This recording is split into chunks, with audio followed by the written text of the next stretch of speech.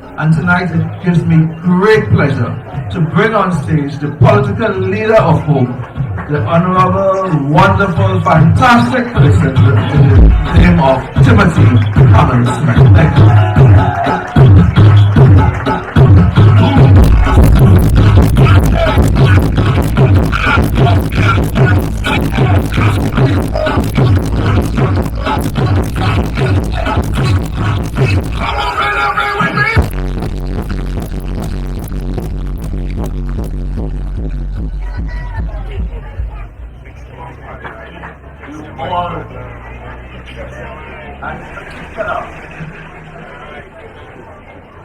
And in particular, of course, after that wonderful address by Pastor Dottie, it's a hard act to follow, but I'm sure that he touched the heart and he touched spirits, and we are all raring to go. Not to go home, to go and vote.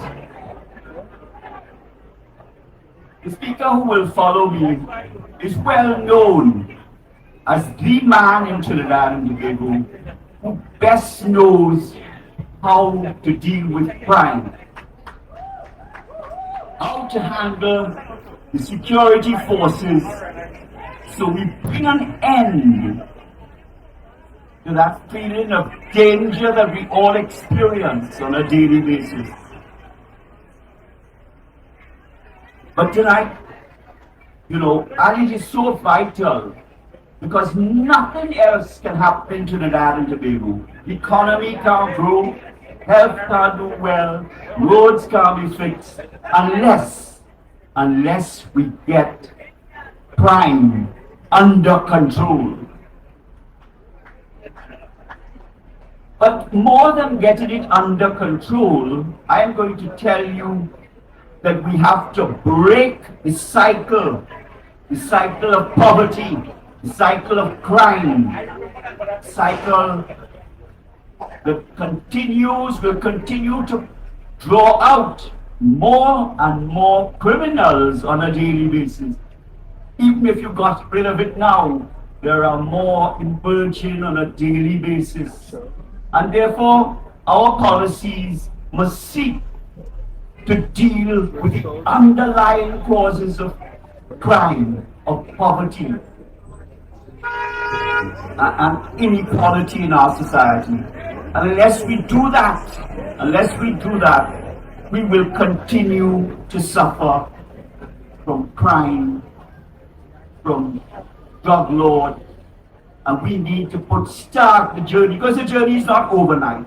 I'm not telling you there's a magic bullet.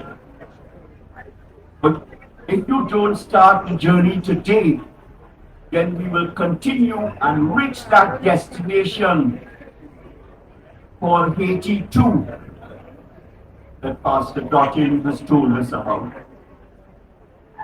So what it is happening in our society that churns out all of this poverty, this grinding poverty, the gang and the crime and the guns on a daily basis, the murders. But when we look at the fact that 66% of our youth come out from education and do not pass. We have those who go into the secondary school system and drop out. And of course, there are those who don't get a full pass at the end. And if you put all of that together, it is 66% of our people, of our students, who are falling under the radar.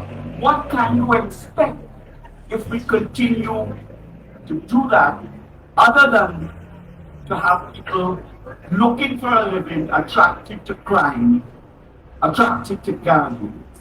And that is the entry point in which we have to make a difference. We have to change the education system. Not just change, we have to re-engineer it all together. And to re-engineer that, you need to break it down into its component parts and start afresh. to break that cycle that has been created, and you wonder why it is that we reach here. Do you know, Lloyd Best in 2004, he said that the policies that we had introduced, in fact, he referred to the PNM had introduced, was an abomination in the way that it strangled the poor. It kept them, just for the purpose of winning elections, it kept them deprived. It kept them uneducated.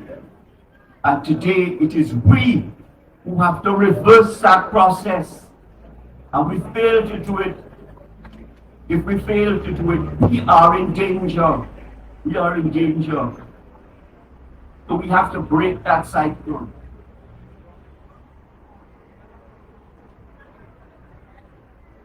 One of the areas that you may not have thought of, but we say represents a very fundamental aspect. And I talk to you now about infancy. You have to understand an infant in the womb and an infant at birth is born and grows. 80% of its neurons in the brain connect by 3 years old. By 3 years old, we could have lost our infants to a purposeful, well-meaning life. If they face toxic stress, and that is what is happening in our communities. Young people are experiencing toxic stress that is being passed on to infants. And their brains, their neurons in the brains do not meet. And do you know what happens when that occurs? It means that when those infants grow into primary school, they sit down there and they cannot understand the teacher. They see their peers.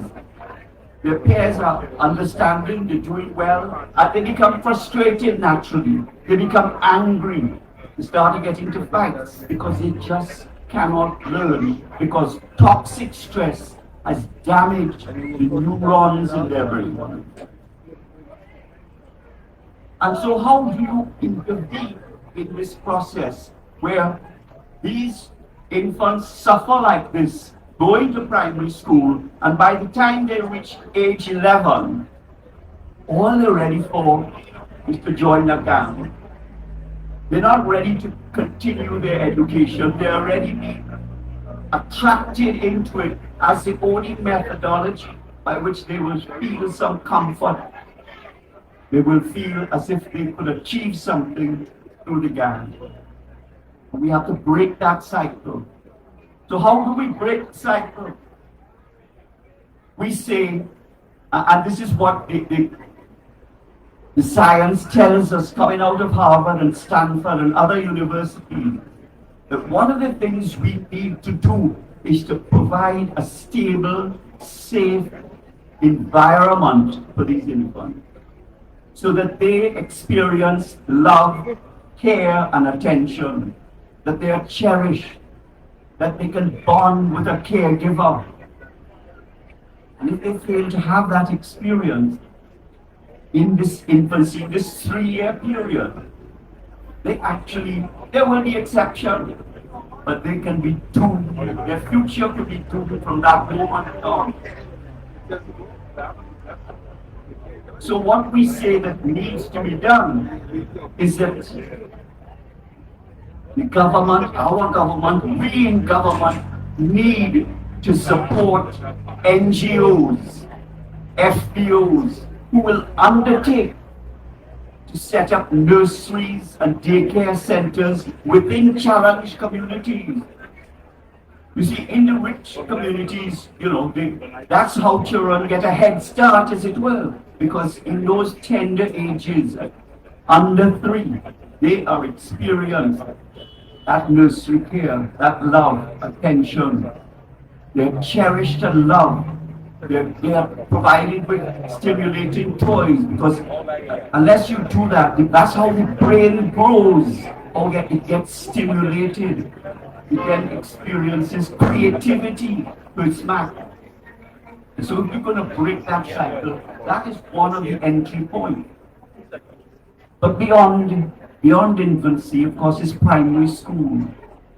And unless we introduce into the curriculum of our primary schools character education, civics, unless they have, even at that primary level, exposure to tech pocket education, to understand that there is not one way only the children learn. They all have different intelligences.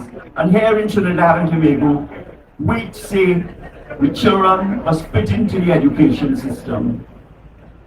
But what should be happening? The education system should be molded around these children so that they can experience, they can achieve that God-given talent that they were endowed with from birth. They can become more than they are allowed to right now to do. And they can flourish. And we will get a new generation. And if you do that, it will take 5 years, maybe 10 years to break that cycle. So that children coming out of primary school will be exposed to tech-box education. Because, we think that perhaps that's for later on. But even in those days, at that that formative period, the children are exposed to both academia and tech-box education. They will learn, they will be attracted, they will know, they will sense what best allows them to fulfill their wishes, their inner desires. And in our secondary school, we need that too.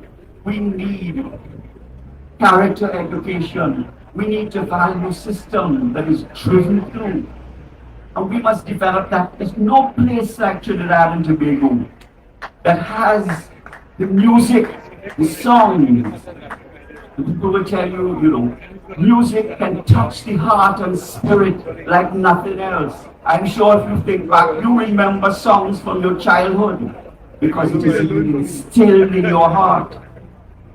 We can do that in the secondary education system as well. We can use music, we can use mascots to teach children. Children are endeared to these fuzzy animal type creatures who come as mascots. And we must create opportunities for them so that they can accomplish their goals, their life dream. And that is the only way in which you're going to break that cycle of crime, that cycle of corruption, that cycle that endears people that feel they have no other choice. We have to provide those choices. And you say to me, you might think, this tech-box education. I'll tell you a story. When I was acting as president, President A.N.R. Robinson had died. His daughter came to see me in the parliament. And one of the things she told me then that has stayed with me is that she was a teacher herself in a challenged community. And what she did,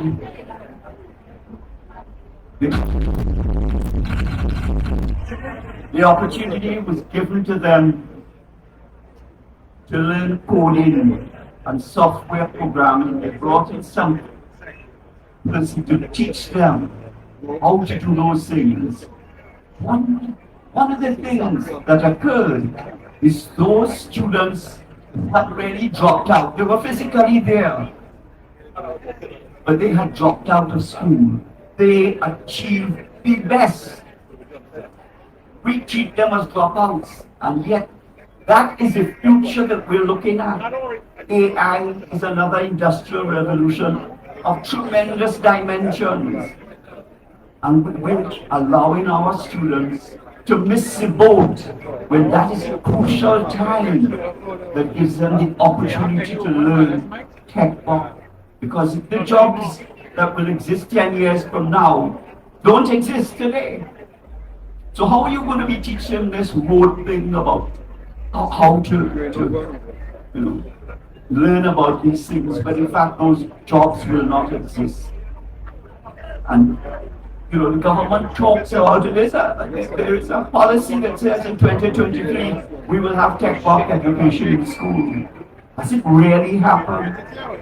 And unless we make that happen, we get further and further down the road where students fall out of the system and get attracted to gang as the only way that they can survive, as the only way they can feel a sense of love, a sense of attention. And one of the things that happened at independence, as you know, we created these watchwords. We said discipline, tolerance, and production. And we dust it off once a year and think, that is something that we do. We need to drive home those values. We have to change the culture.